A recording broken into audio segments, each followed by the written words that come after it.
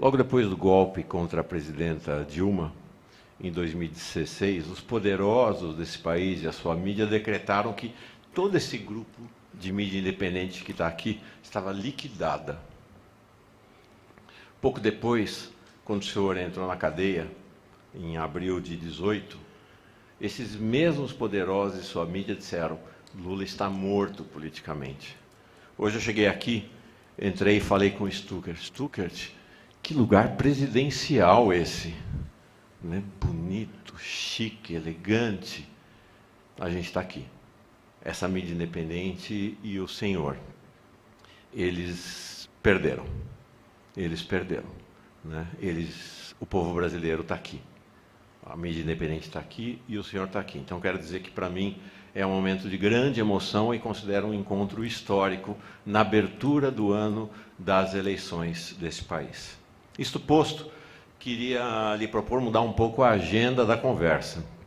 Vou fazer alguns pressupostos e uma pergunta bem concreta.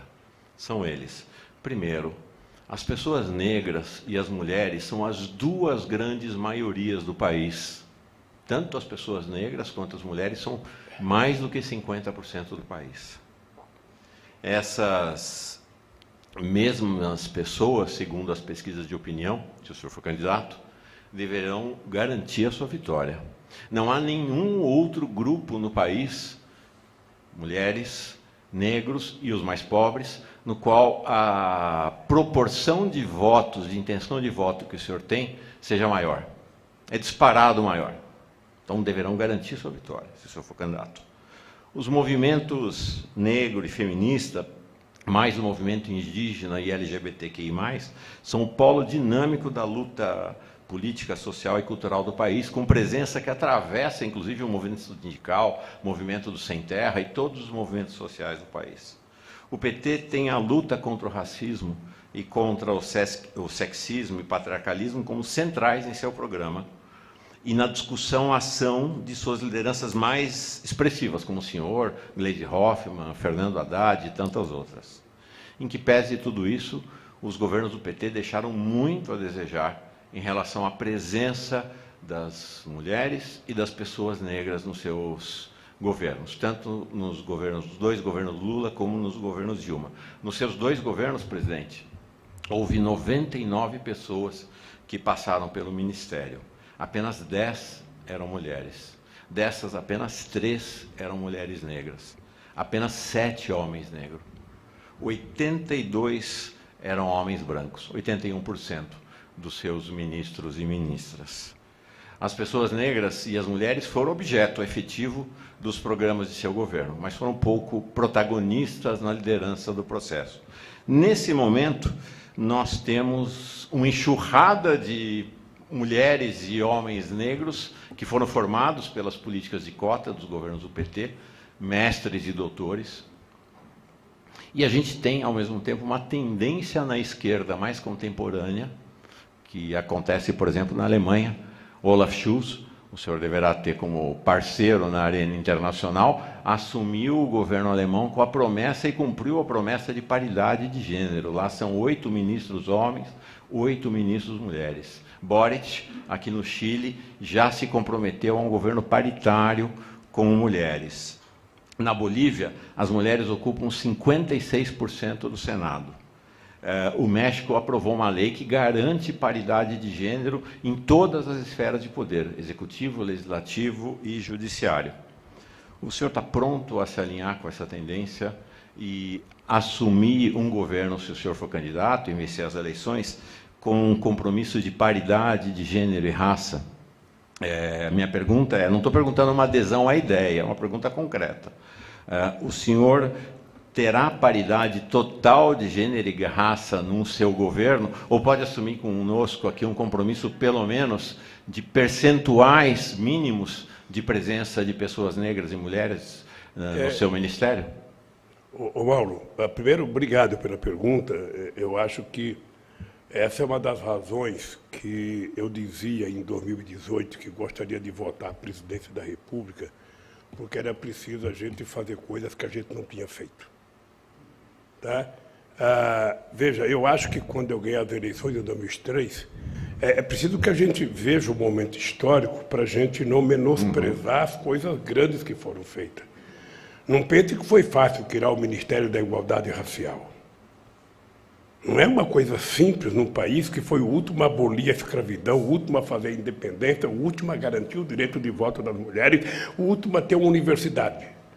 Ou seja, nós somos um país que tem um acúmulo de retrocesso e de atraso nos avanços sociais e nós pagamos um preço por isso. Graças a Deus eu faço parte de um partido político que tudo no partido político é paritário hoje.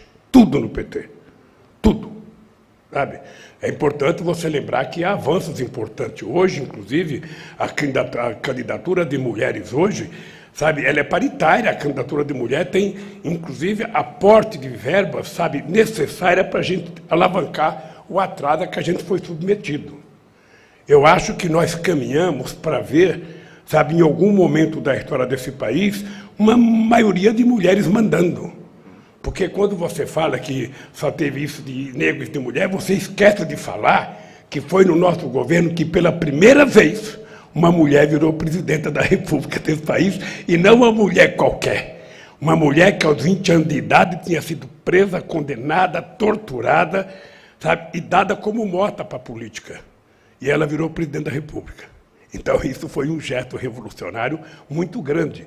E também no governo da Dilma não teve a quantidade de mulheres que a gente poderia ter. Tá? O que eu posso te dizer? Eu não posso, numa entrevista coletiva, falar cota ou falar números.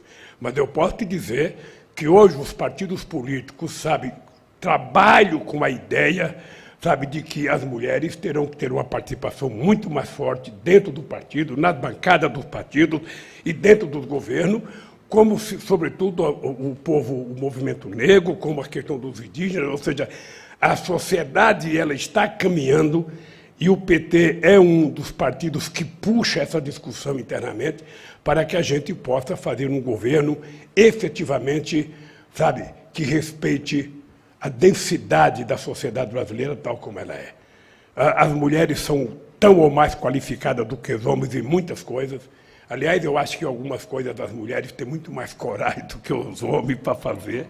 Sabe? E eu acho que, primeiro, nós temos que ganhar as eleições. Você tá lembrado que tem gente que quer que eu já indique quem é o meu guru eletrônico, meu guru econômico. Tem gente que quer que eu indique o meu vice. Tem gente que quer que eu indique quem vai ser o meu ministro da Justiça.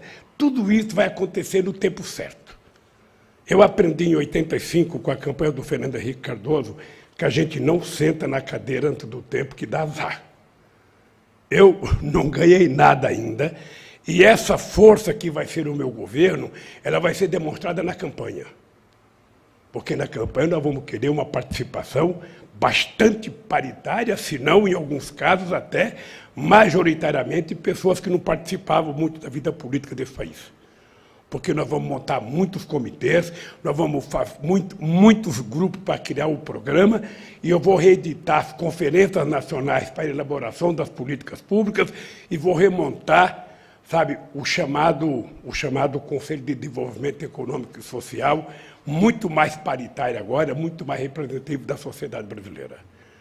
Sabe, então, você continue escrevendo que você vai ter muita surpresa com o que vai acontecer nesse país. Até porque eu volto a se disputar as eleições com uma consciência de que o governo, o presidente da República não pode tudo. Sabe, eu dizia que quando me perguntavam qual era o grande feito meu no meu governo, eu dizia, o grande feito meu não foi uma obra, foi o povo ter descoberto que ele fazia parte do governo. Foi a inclusão do povo nas decisões.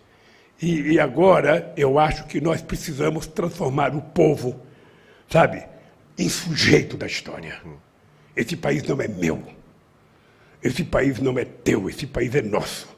Então é esse nosso que envolve negros, índios, desempregados, empregados, sabe, gente que mora na periferia, o povo sem rua, os catadores de material reciclado, é esse povo, sabe, que tem que ajudar a dizer que país nós queremos crescer. Não é apenas a Avenida Faria Lima. Não é apenas a Bolsa de Valores. Eles também serão ouvidos. Mas ele tem que aprender que tem outros setores importantes para decidir que tipo de Brasil nós vamos querer. Essa é uma das razões pelas quais eu posso ser candidato, que eu quero provar que é possível exercer a democracia na sua plenitude, respeitando a totalidade da sociedade brasileira. Obrigado, presidente. Paulo E Donizete. só te dizer para vocês o seguinte, eu acho que nós ainda não vencemos. Mas você disse na tua pergunta que eles pensavam que a gente estava morto e está nós daqui. Não, nós ainda não vencemos. Porque o vencer que você pensa e o vencer que eu acho que você pensa é um vencer que, além de ganhar uma eleição, nós temos que aprimorar as instituições nesse país. As instituições nesse país ainda elas são compostas eu diria, pela plutocracia, sabe, que fez a proclamação da República, ainda do tempo do Império, quem são desembargadores, quem são juízes, quem são procuradores, quem são, sabe, essa gente da casta do aparelho de Estado, é gente muito sofisticada, ainda não tem ninguém do ProUni, ainda não tem ninguém das cotas, sabe? E quando essa gente estiver participando das instituições, a gente pode ter certeza que a democracia está se consolidando de forma definitiva no Brasil.